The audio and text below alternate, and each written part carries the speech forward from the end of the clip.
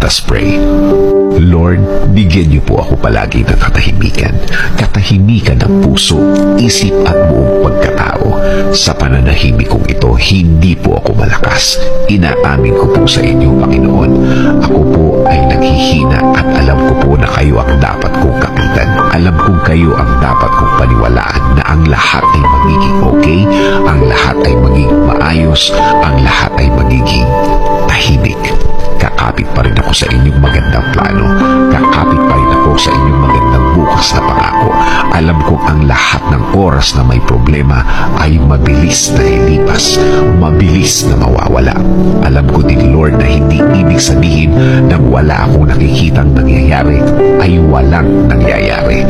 Alam kong inumpisahan niyo na akong tulungan sa ibang mga bahagi ng aking problema. Alam kong magiging okay, Lord. Alam kong bubuti ang lahat. Alam kong makukuha ko ang plano niyo sa akin.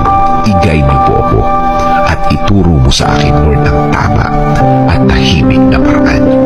In Jesus' name we pray. Amen.